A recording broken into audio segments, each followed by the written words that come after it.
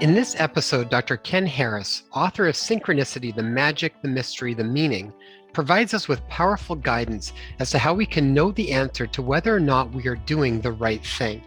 This is an important question that just about everyone asks themselves at some point, and Dr. Ken assists us today in connecting back to the answer.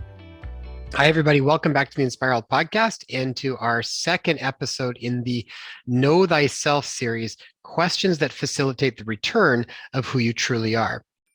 So I hope you enjoyed the last week's episode with Dr. Valentina Onisor.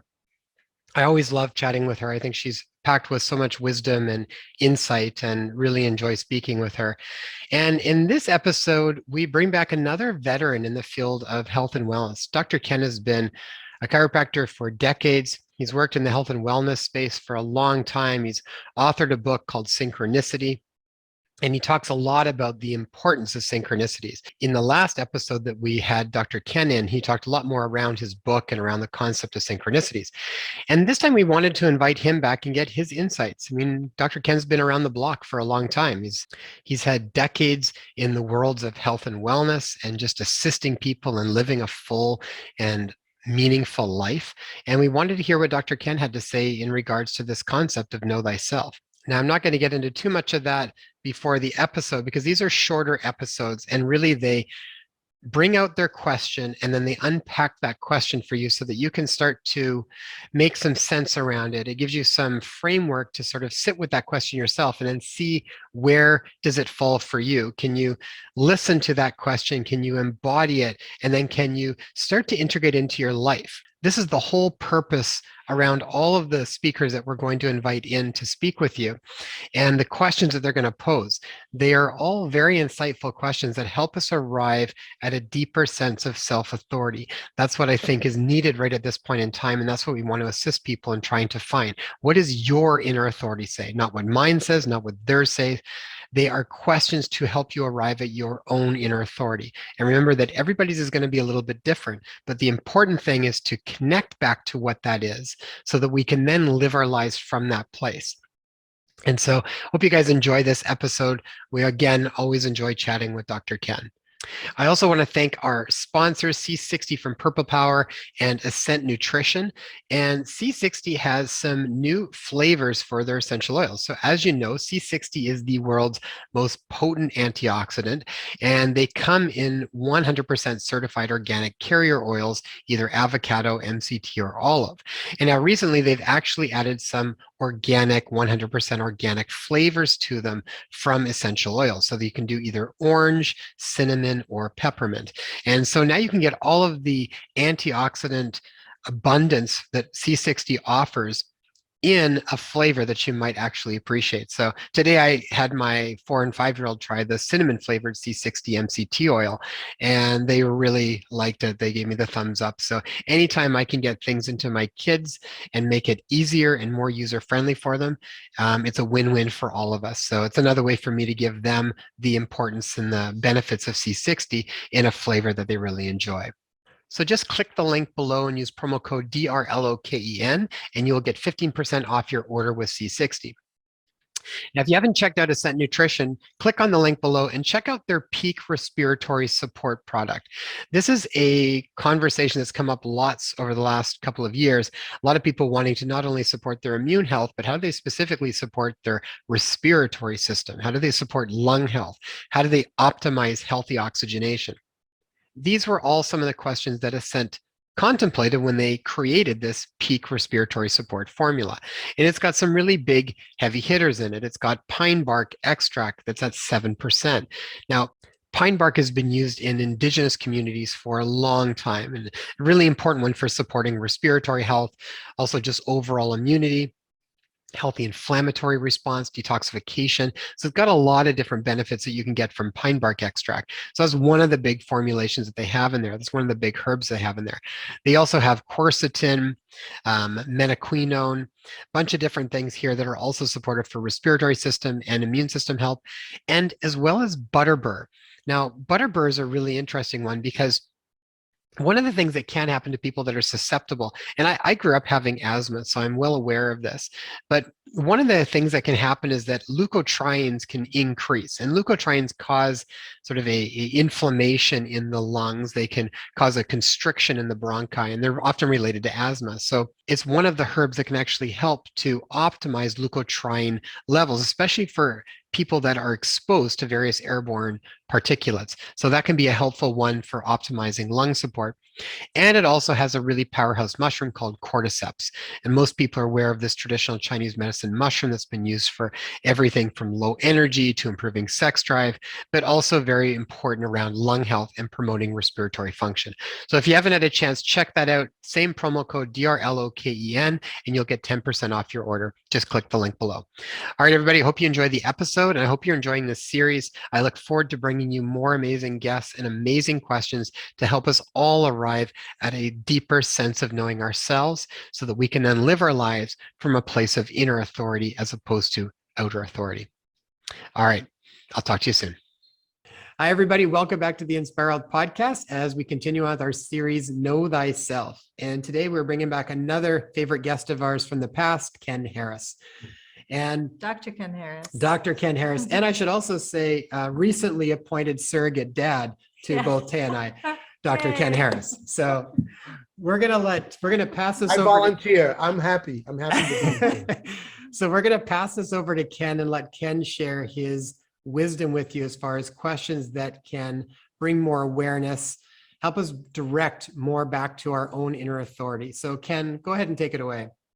So thank you for first having me. I really appreciate this opportunity to speak to your audience. It's always an honor and a privilege to be exposed to people that know you, because we had this rodeo once before.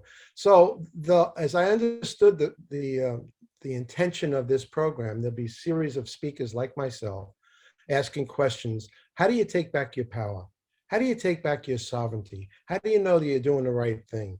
So my question would be, you come to a decision point in your life. Should I go right or should I go left? And many people will start to ask people outside themselves for advice, from astrologers to psychologists to the guy down the street. What did you do? And I would say, stop asking other people what they think you should do, and start asking your soul self. What would my soul self be telling me? And the only way I know that is in meditation. I'm a meditator like you guys are, I'm sure. And I ask the questions. And then I asked my body, not my head, how does that feel in my energy field? How does that flow with me or not flow? If there's a sense of expansion in my field, whether it's in my throat or my heart or my microbiome, that's a yes, Ken. And if there's a contraction in any one of those areas, don't do it, no matter how much it might make sense intellectually. Your body will never lie to you. Your head can talk you in about anything, but the body knows. There's an inner wisdom. There's a computer inside in our DNA that will resonate. If it's a yes, you'll get the flash. You'll get an expansion. You'll feel at ease. You'll be at peace with your decision. So anytime you come to a precipice decision, meditate, listen, ask your body, this way or that way. And there was a famous guy ahead of, I think, of Sony Corporation. He was the CEO of Sony. And they would all come to him on the board meetings and pitch him a program, right? He said, I'll be back in a half hour. Go next door. Here's what he did. He got a glass of water. And he said, if I could drink the water, I could swallow the deal. I did the deal. If I went to drink the water and I gagged, I didn't do the deal, no matter how much sense it made to me on paper. So if you want to get inner directed again and start asking within for the answer. Your body knows, the body has a mind of its own. And particularly in me, it's the heart chakra. The heart is an intuitive organ. It's an neuroendocrine organ. It's not just a pump, folks. It's the connecting point between heaven and earth in the human being, between soul, between the invisible and visible. The heart knows. So that would be some advice I might give to anyone who's at a decision point, not knowing what to do. The other thing I would say is pay attention to synchronicities in your life, because you will draw to you people, places, and circumstances that'll give you an answer. It'll become like, oh my God, there it is. I was struggling with this and this person showed up, listen to what they said, ask your body and move ahead.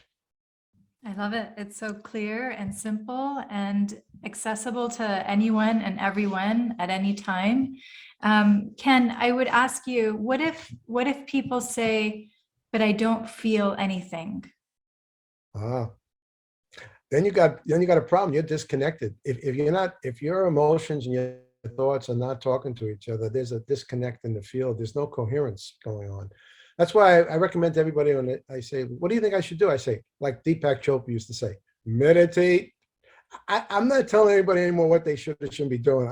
I've resigned from that because I don't know what anybody else should be doing. I mean, in all honesty, I think my ego mind says, oh yeah, they should do this, that, and the other thing, right? Like I told you, you guys should come to, to the US anyway, but maybe it's not right for you.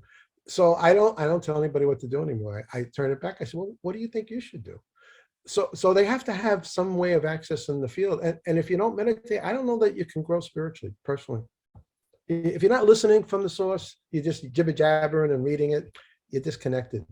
And when you're in a coherent field, you know it. Oh, I mean, I'm sure you've had the experience. This is a sense of peace and in a knowing that this is my path. And always be flexible to course correct. This, no decision is immutable. You always can change your mind if you have to and redirect depending on which way the river's going. That river flows. Mm-hmm. They always said, it's what makes men crooked. The line of least resistance. The easy way, I would say, usually is not the way, by the way. Sometimes it's the challenge way. It's the thing that you're afraid of. That's your next step. Take the dive, take the leap of faith, if you will. And in carrying on from what Tia just mentioned, because I know that is a big trouble for a lot of people, is that they become very disconnected from the body. So you're mentioning meditation, which I agree. I think that's something that's been very beneficial for both Tia and I in connecting back to the body. For people that are new to this, or that have actually in many ways maybe been so disconnected or had experiences where they feel like they've now distrust the information that the body has presented to them, what would be a beginning way for them to start that process of starting to gently reconnect back to the messages that the body is sharing? That's a good question. So they've lost trust in their own decision-making ability because they've made so-called decisions that didn't turn out so good in the past. Would that be correct? Yeah, that's what I'm thinking. Yeah. And here's what I would say to people. No decision is immutable. Take the risk. There's always a silver lining in the so-called wrong decision. There's always, you say, oh, I made a boo-boo and I'm afraid to go now. But there's always a gift. There's always a gift. You just got to go deeper to connect the dots and figure out well, the lesson is don't do that again. Do something different next time. Because what's the definition of insanity? Keep doing the same thing over and over without changing anything and expect different results. Never going to happen. If you keep doing the same thing over and the result keeps coming back, hey, it's time to say, maybe there's another way here. I have to say it again. You gotta. I don't have a lot of help for those poor people who can't find some way of listening.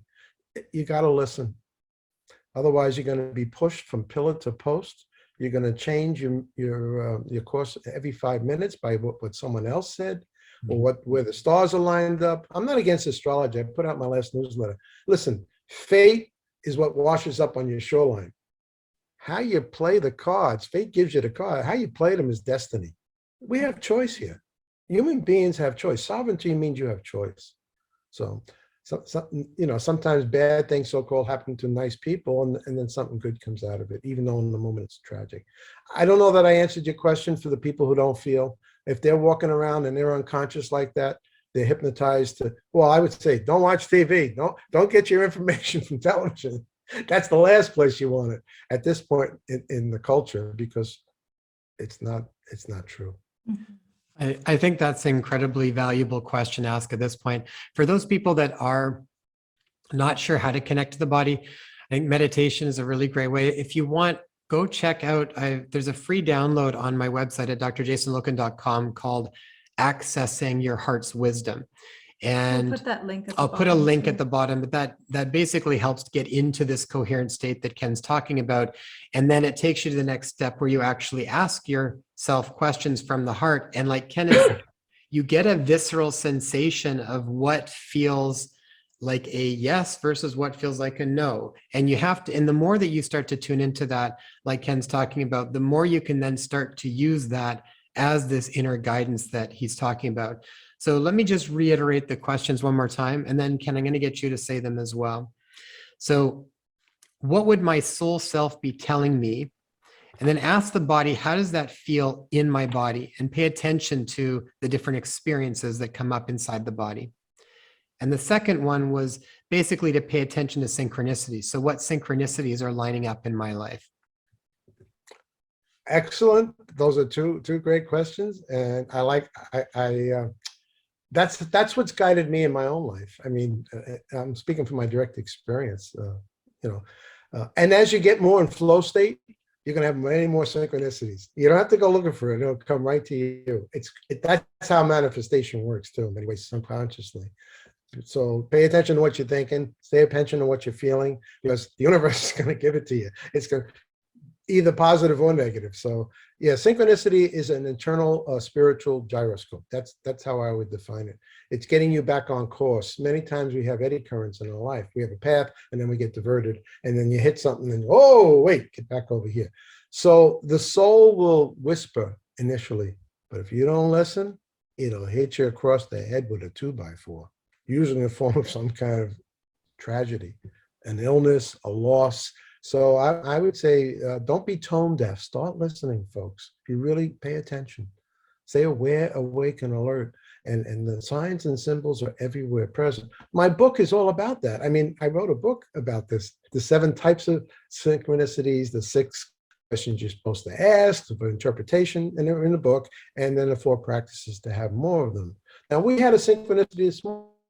This is the knowthyself.com platform. And my good friend, that's her email address. And that's what she does. So I'm going to connect. I know already that you're going to do some great work with her, and you're going to help each other. Without a doubt, you're going to love my friend. Mm-hmm. And she lives right where in your backyard. That's the other thing. She's right in your backyard. She lives in Playa del Carmen. That's where she's focused. I got to laugh. I love it. Yeah, it's perfect. Anyway. And Ken, Dr. Ken, you were mentioning as far as meditation doesn't only have to be, sitting and, with eyes closed and looking and being quiet and finding the pause. It can also be walking meditation. We do this often. We see you do this often as well, where you're walking in nature, you're walking in the beach. We walk in the forest, and just being within nature without distractions, without your, what are they called? Your Fitbit, checking your stats, checking your metrics on everything. No listening to music. Yeah, pay attention to music. Yeah, really just let it be an uninterrupted, raw experience, presence within nature. Hear the sounds, hear the birds, hear the wind rattling the leaves, and be present for all of that. That can be very therapeutic. I know it was for me. It actually allowed me to heal and get back to a place of connection from a place of disconnection. So even if you feel that there's no hope, just know that there is. That where you are right now is the perfect place to start, and just start by walking in nature. And I feel like when there's the intention also, Dr. Ken, of wanting to make peace, of wanting to heal, of wanting to know yourself, and it comes from a place of genuine longing, then the answers will rush in. The healing will commence just within that intention. Beautiful. Excellent. You access the field of infinite possibilities by being in nature. And I have nature deprivation syndrome. I walk every day on the beach or in the forest, every day for 20 minutes to a half hour, but pay attention. A bird will come or an animal will come. Look up the meaning of that animal or bird. There are total meanings to those. That's not an accident. They show up for a reason. That's how the spirit world communicates. They can't use audible voice. They'll send you a sign or a symbol. A feather will appear. It's crazy, but that's an excellent, everybody could walk in the woods walk on the beach, go into the forest and pay attention. And that'll help them get more in connection with themselves, because that's who you are. You're looking at another aspect of yourself when you're looking at the trees and the ocean and the sun and the moon. Consciousness is everywhere present. It just happens for you and I at this point to be singularity as a human being, which is only a temporary experience, folks. It ain't the whole show. Well, when you start to pay attention to, like you were talking about in nature, and the totems and the animals and stuff, it also makes your life so much more fun, And expansive. expansive, interesting, and it creates more meaning involved in it. It just does. So, whether you do or don't, try them both and see which one you enjoy better. It's fun when synchronous. I never take them for granted. I get joyful. It just increases. I get them mostly through people, not through animals, but I get them occasionally. But I met a lady the other day. I mean, my grandson was in a movie about Wally Lamb. I don't know if you know who he is. He's a world famous author. Oprah made him famous because he's written quite a few books. Anyway, my grandson plays him autobiography in a movie called Wishing and Hoping. Right, my grandson's an actor. The lady says, I'm talking about it because she comes from Connecticut and the Academy, Norwich Academy is where the movie takes place. And the girl says, oh, Wally Lamb was I said, did you ever hear Wally Lamb? She says, Wally Lamb was my teacher, the one person. And the other one says, Wally Lamb, he was my father's best friend. And I said, well, my grandson played him in the movie. It's like in 2 seconds. And we were all giving high fives to each other. We were connected and it was all serendipitous. It wasn't intention. She just said I did. When she said she was from Connecticut and she went to this academy, that's when academy? That's where they filmed the movie. And I said, did you ever hear this guy, Wally Lamb? And I'm talking to her. This other lady says, Wally Lamb. And so in 2 seconds, the three of us were connected. Beautiful. Let me get this right. So many of these stories, Ken. Like I'm off Facebook now because I got bumped off, but occasionally I'll go back in and check out Jason's Facebook account, and I check in with you to see what you're doing. You have so many of those stories reoccurring over and over again. It's incredible. And it's like, this is COVID time and you're meeting people and you're hugging them. There's handshakes. Like it's so beautiful. It's you defy odds in so many ways that it's just a absolute pleasure and joy to see. Well, I'm glad you can vicariously appreciate it, but man, I'm having a ball. I mean, here's my attitude, and I said this before to you guys. Strangers are just my friends. I haven't met them yet. That's all. And listen to what they're going to give you, because learning is a spiral. It never stops. I learn things every day, and I teach every day. And I'm just a friendly guy. I love people. I mean, that's who I am. And people love me because, I uplift them. Well, they leave feeling a lot better than before they met me. I'll tell you that much. They'll remember how they felt with my presence. They may not remember what I said, but they'll know that, hey, this guy uplifted me in some way. Yeah. Nice. So it's easy for me. It's not work. It's just my joy. I took out the domain. I have to develop it. Dr. Synchronicity. That's my new branding. Not Dr. Ken Harris, Dr. Synchronicity. I'll be known in the world moving ahead. When you want to know about synchronicity, call that guy Ken up. They'll know where to find me, because there are a lot of people in the field. Even on my Coincidence Ambassadors group, we meet once a month. I have more synchronicities than all of them combined. They have once in a while, but I invite them. I look for them. I'm aware, and they're always there. And some of them are just little subtle ones, and some of them are like.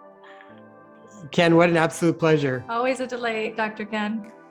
Also, Dr. Synchronicity. Mutual. Yeah, it's okay. It was a mutual. If you had joy, so did I today. And I can see by your smiles, you enjoyed this, because, we're kindred spirits. We're in the same tribe. I believe we signed up for this, at some level, unconsciously. Send me, I want to go in. We're crew members. We're not passengers.